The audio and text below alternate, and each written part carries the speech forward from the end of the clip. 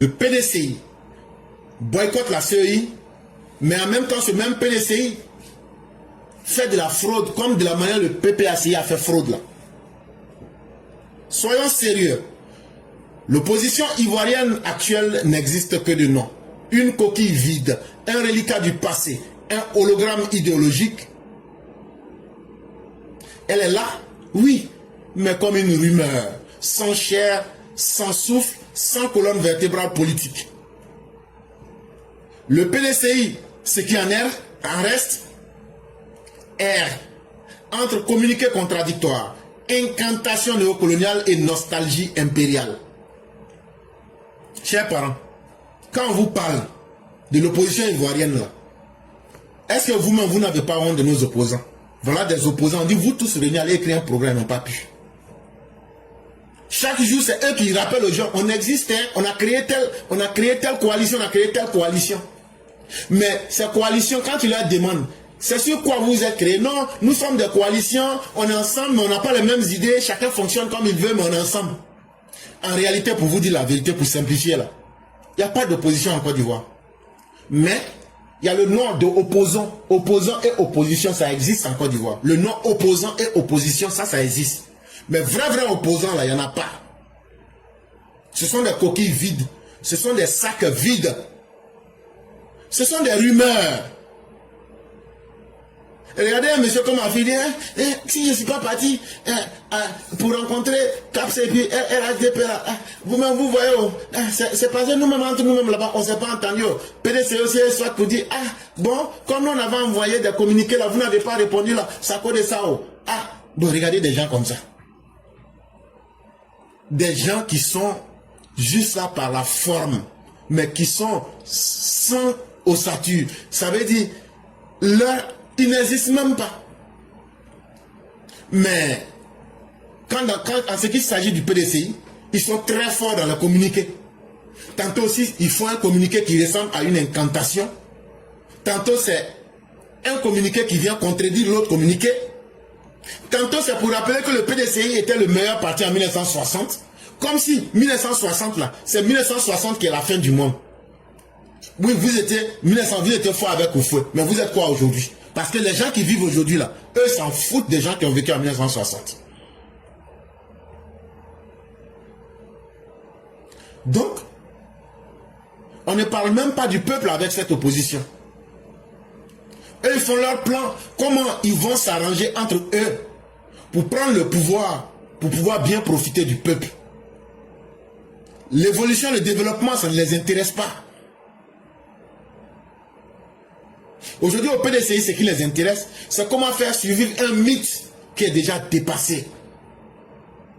Le mythe d'Abla Pokou. Mais aujourd'hui, depuis qu'on les a mis, depuis qu'on a pris, comment on appelle, leur savon là, pour les laver avec ça. Vous avez vu qui? Est-ce que vous entendez encore parler de matriarcat? On connaît votre médicament, on sait où vous morte. Vous n'avez pas dit que vous êtes sauvage. Mais papa, un moment de sauvagerie là. Quand on applique ça sur vous, vous comprenez qu'il y a plus sauvage que vous. Quand j'ai Dieu dans vous avec dans votre matriarcat, est-ce que depuis après ça, vous avez entendu quelqu'un dire matriarcat encore? On ne va pas vous laisser. Donc voilà une forfaiture du PDCI. Le premier communiqué daté du 18 juillet 2025 sonne comme un acte de défiance. Le PDCI suspend sa participation à la CEI. Un coup de poing sur la table. Non, un grattement de gorge politicien, sans conséquences juridiques ni vision stratégique, car pendant qu'il joue aux vierges effarouchées dans les salons climatisés, le deuxième communiqué publié en douce organise une opération de parrainage parallèle dans les entrailles du siège du PDCI. Le 18 juillet 2025, ils sont sortis. Ils ont fait un communiqué que eux se retirent de la CEI. Eux, ils ne sont pas dans la CEI. Eux frappent du poing sur la table. Eux, ils ont parlé en gros bras et puis ils sont partis. Qui les a écoutés même? Est-ce que quelqu'un les a regardés même? Après, qu'est-ce qu'ils font? Ils produisent encore un autre deuxième communiqué le même 18 juillet 2025. C'est-à-dire hier. Et qu'est-ce qu'ils font? Ils organisent une opération de parrainage parallèle au siège du PDCI à Cocody là-bas. ce n'est pas de la politique. C'est du théâtre d'ombre, où l'on crie au loup tout en enlevant les chiots sous sa table. Ils refusent les règles officielles, mais créent leur propre circuit illégal de collecte des parrainages. Croyant que cela ne se verrait pas, ils pensent tromper qui? Tromper le peuple ou l'État ou les institutions? On le répète pour ceux du fond. Le parrainage doit être effectué dans les localités où l'électeur est inscrit et sous la supervision exclusive de la CEI. Et qu'est-ce qu'ils ont fait? Ils ont dit qu'eux ne vont pas faire parrainage là. Ils s'en vont se cacher dans leur siège à Cocody. Ils transforment leur siège là-bas en centre de réception des parrainages. C'est-à-dire, ils inscrivent les noms des gens. Alors qu'on dit qu'il faut aller dans la région pour aller rechercher 1% là. Eux, ils prennent leur siège à Abidjan, ils s'asseyent là-bas. Ils crient devant les gens, non, on n'est pas dedans, non, on n'est pas dedans. Et puis maintenant, ils s'en vont dans leur siège à Cocody là-bas. Ils transforment leur siège maintenant en centre de collecte pirate. C'est qu'on dit de faire pour aller rencontrer les gens n'ont qu'à signer là. Eux-mêmes là, ils font des fausses signatures pour mettre ça pour les gens. On les a attrapés. On les a attrapés. Eux pensaient qu'ils sont trop malins. Quand ils vont dire on n'est pas dedans, on n'est pas dedans. Non, on va dire comme ils ne sont pas dedans là, ils vont nous tromper et puis on ne va pas voir ce qu'ils sont en train de faire en bas. En sous-marin là, qu'est-ce qu'ils ont fait? La CEI a dit, si tu veux parrainer quelqu'un là, il faut aller dans 17 régions. Dans les 17 régions là, tu prends 1% des votes. Et puis maintenant tu fais, les gens là, quand quelqu'un dit, je vous ai expliqué ici, vidéo, tout. Quand par exemple, éclaireur, notre mère Lucie B dit par exemple, je veux parrainer éclaireur. On va dire, donne ton numéro d'électeur. Elle va donner. Quand elle finit de donner là, on doit prendre sa photo. Quand elle finit de prendre sa photo là, on va lui dire de signer. Le PDC, quand ils ont crié comme ça là, qu'ils ne sont pas dedans là, déjà ils se sont cachés, ils ont transformé leur siège en centre de collecte pirate. Qu'est-ce qu'ils font? Ils mettent les gens en ligne, ils prennent les listes électorales, ils écrivent les noms des gens, et puis ils trafiquent les signatures là, et puis ils mettent ça. On les a attrapés hier. On les a attrapés hier. Des électeurs des régions éloignées, ils sont conviés pour signer des formulaires hors de tout cadre légal. Ou bien, ils font venir des gens, comme la technologie électorale qu'ils font. À Cocody, là, s'ils gagnent là, c'est parce qu'ils payent des gens. Chaque fois que vous les voyez gagner au plateau et puis à Cocody, là, ils ont déjà des électeurs qui sont déjà dans leur base de données qu'ils cachent. C'est avec ces gens-là qu'ils gagnent toujours les élections à Cocody et puis au plateau. Et ces gens-là viennent de tout Abidjan. C'est un circuit qu'ils ont organisé. C'est ce même circuit qu'ils ont fait ressortir. Ils appellent ces gens-là. Ils disent, venez. Quand ces gens viennent maintenant, ils leur font signer et puis ils vont.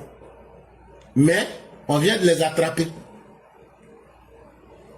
Le tout, sans contrôle, sans traçabilité, dans un entre-soi militant propice à toutes les manipulations. Le droit électoral est clair. Ce que le PDCI fait est illégal, irresponsable et intenable. C'est une tentative de fraude électorale par centralisation partisane. Les règles de la CEI sont très claires. Vous devrez vous déplacer, aller dans les régions pour pouvoir faire le parrainage.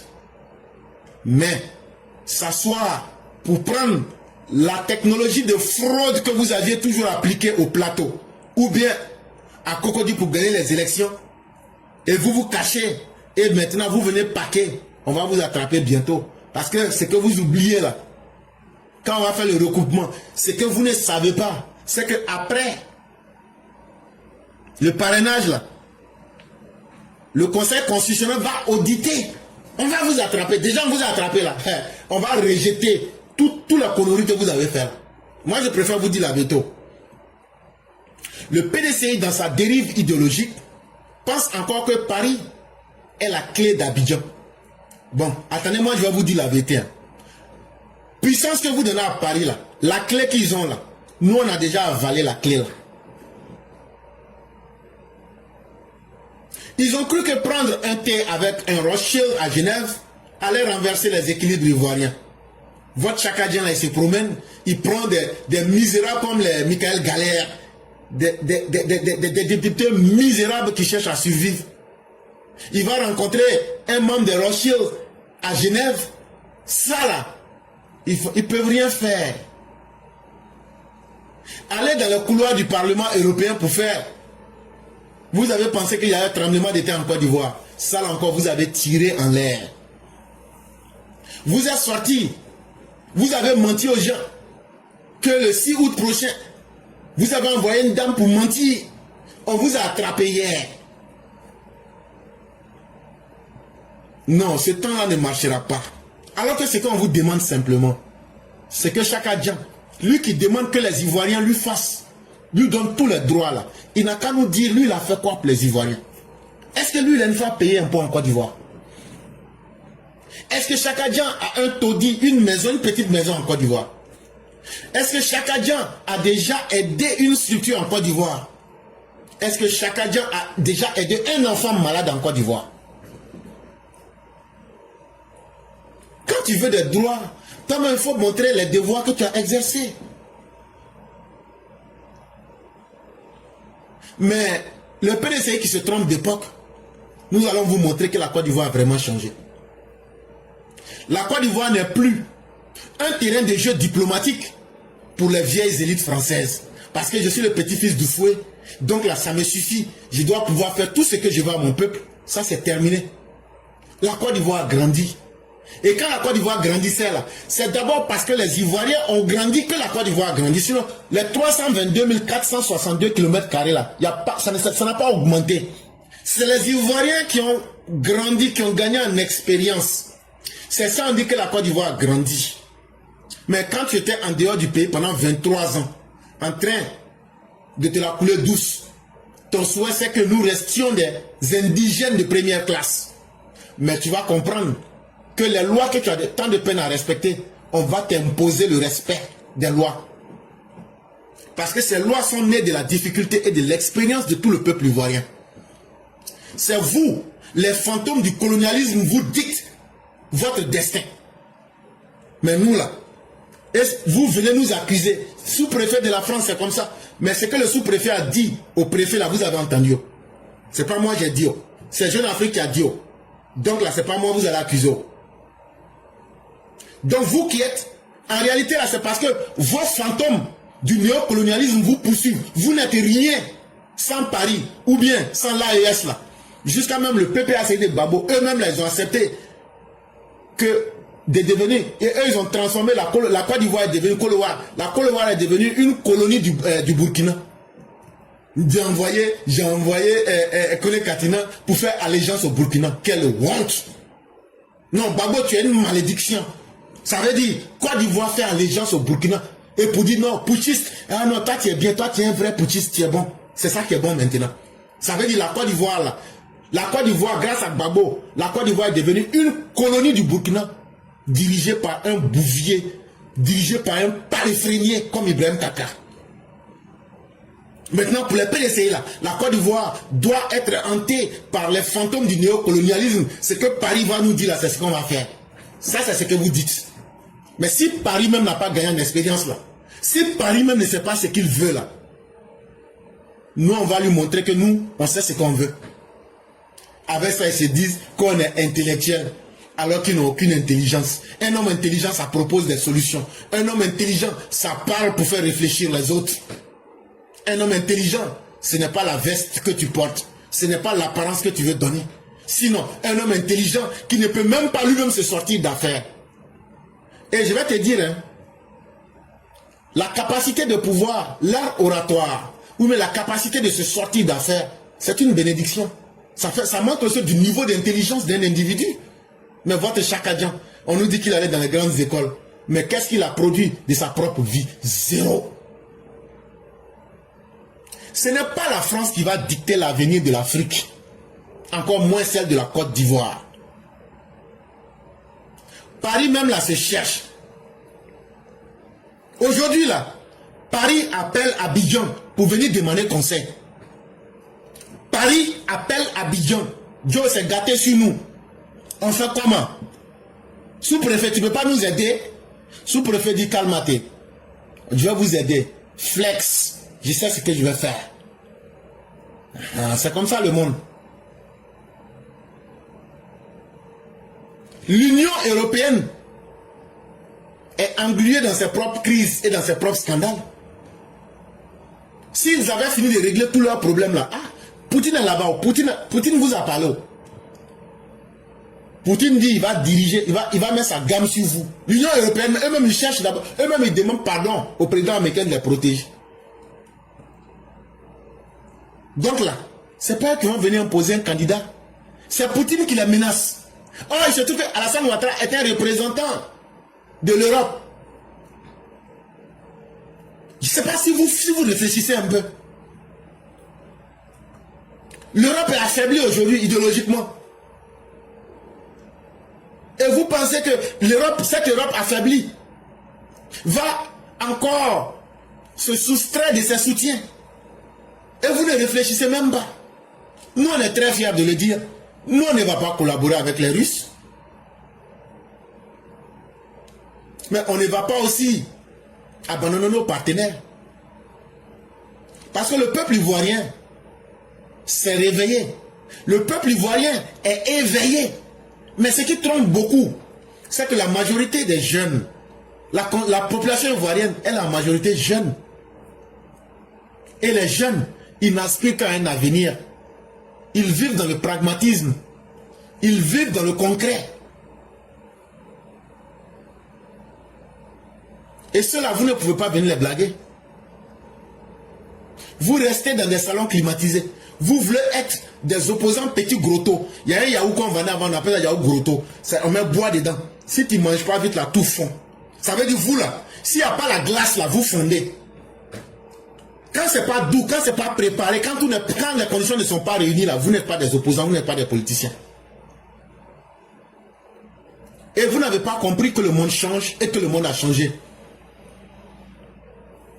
Ce que vous appelez soi-disant international là, c'est un cache-misère pour un projet politique creux, un projet politique hors sol, incapable de mouvoir même les plus crédules. C'est même les hommes les plus bêtes qui croient en tout là. Ce que vous faites là, ça n'impressionne personne. C'est parce que vous-même, vous êtes d'abord un sac de misère qui ne peut rien proposer. Rien d'autre qu'une perte de temps. Et vous pensez que le fait de crier là, c'est ce qui va nous émouvoir, mais vous vous trompez très mal. C'est des scénarios qu'on a déjà vus. Ce n'est plus ça qui va impressionner quelqu'un.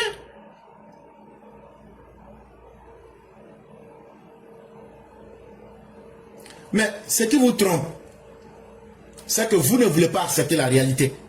Mais la réalité là, ce n'est ni moi ni vous qui pouviez la fabriquer. Elle s'impose par elle-même. On vous avait dit depuis le départ, si vous ne choisissez pas un homme de terrain là, c'est la réalité qui va vous rattraper. Vous êtes allé faire votre rencontre à Londres là, et puis à Genève. Ça s'est terminé comment? Fiasco. On vous a ignoré. Perte, pure perte. Et dans le désespoir, face à la manigance, vous partez pour créer un système parallèle pour enregistrer des parrainages dans le faux PDCI. L'État de la Côte d'Ivoire a su et on vous a attrapé. Parce que la fraude là, ce que vous ne savez pas là, l'outil numérique et l'ONESI là, tout ce que vous faites là, on voit ça. Et ils vous ont laissé pour voir jusqu'où vous pouviez aller. Et ils ont documenté toute votre fraude. Et après là, 20 mois, ils vont disqualifier tout ça. Vous allez respecter les lois. Ce que tout le monde fait là, vous allez faire. On a fini avec PPACI. Fraude sur documents publics. Vous, c'est fraude dans la méthode. Mais on a compris. Le piège s'est refermé sur vous. L'opération pirate du PDCI a été étouffée dans l'œuf. Et vous vous souvenez, le message qui vous est parvenu. On sait ce que vous faites, voilà les preuves. Vous pouvez continuer, mais ne soyez pas surpris. Parce que la loi va vous rattraper au moment qu'il faut. Eux-mêmes, ils étaient mal surpris. Ils disent, ah, donc vous saviez. Mais on avait tout documenté. Quand vous étiez en train de faire là, on a documenté tout. On savait, mais on voulait voir jusqu'où vous allez aller, quoi. Parce que tous les gens qui sont à la Maca là, quand ils leur demandent là, toi tu as fait quoi? Moi je n'ai rien fait. Oh. Toi tu es ici pourquoi? Je n'ai rien fait. Oh. C'est le juge là est mauvais. Hein. Le juge là, il attrape les gens comme ça et puis il les condamne. Il n'y a pas quelqu'un que tu vois à la Maca qui dit voilà ce que j'ai fait. Mais quand on vient te montrer ce que toi-même tu faisais là, puis on dit voilà ce que tu faisais. C'est là maintenant il dit ouais, c'est vrai. Ouais, mais toi-même tu sais que nul n'est parfait. On dit voilà, c'est ça aussi qui t'a conduit ici là. Donc on les a pris la main dans le sac. Et on leur a montré les preuves pour dire, vous pouvez continuer, hein, mais on sait que votre siège là, vous avez transformé ça en centre illégal, en centre parallèle. Vous avez créé un réseau illégal pour parrainer les gens. Voilà les vidéos, voilà les tout ici. Donc vous dites quoi maintenant? Hein? Vous dites quoi maintenant? Hey, la loi là, on va l'appliquer. C'est vous qui êtes en panne de vision. C'est vous qui souffrez, vous n'avez pas d'idée. Tout ce que vous allez faire là, nous on a eu au moins 3 ou 4 ans pour réfléchir en avance. Donc vous voulez créer un système de contournement du système électoral. Et pour bien faire ça, non, nous on n'est pas dedans, on quitte la seuil, on fait ceci, on n'est pas dedans. Et il se cache pour aller faire ce que je viens de vous dire. Et on vous a attrapé. Vous dites quoi maintenant? On vient encore de tuer votre espoir. Les puissances étrangères, quand vous allez trop parler, là, on va prendre pour mettre ça devant eux. Devant elles, pardon. Pour dire, regardez ce que vous défendez, regardez. Tout ce que vous faites en termes de conneries, là, tout est enregistré. Oh. Et puis on va tout montrer aux gens. Donc là, le peuple ivoirien n'est pas dupe. L'époque dans laquelle vous vivez là, c'est une époque bien dépassée. On appelle ça l'époque de Mathusalem. L'État là, l'État n'est pas faible. Hein. Ne vous amusez pas avec l'État. Ils ont tous les moyens. Jusqu'aux moyens létaux. Ça veut dire, même pour prendre ta vie là, arracher ta vie là, l'État a les moyens. C'est parce que, hey, si moi j'étais président de la Côte d'Ivoire là, moi je vous donne 3 mois, Côte d'Ivoire va changer. Alors, 3 mois. Il y a des gens même qui vont venir abandonner, ils vont dire je suis même plus ivoirien, je quitte. Vous avez la chance, c'est Alassane Ouattara qui s'amuse avec vous. Mais on prie Dieu, quand il ne sera plus là, hey, celui que nous on a en tête là, si lui il est là, vous allez voir ce qu'on va vous montrer. Même les gens du RDR, RHDP, toute la connerie là, on va tout écraser d'une manière que... On ne va pas s'amuser avec quelqu'un. On ne va pas s'amuser avec quelqu'un. C'est Alassane Ouattara qui s'amuse avec vous. Et donc vous pensez que vous êtes son camarade. Mais ça, c'est son problème à lui. Il ne sera pas éternel, un jour il va quitter aussi. S'il quitte là, si on arrive à mettre quelqu'un qu'on souhaite là, vous allez voir ce qu'on va vous montrer. Donc, chaque jour, c'est vous qui voulez saboter la démocratie, même dans la fraude. Vous avez voulu forcer la main à la République avec des outils de 1960.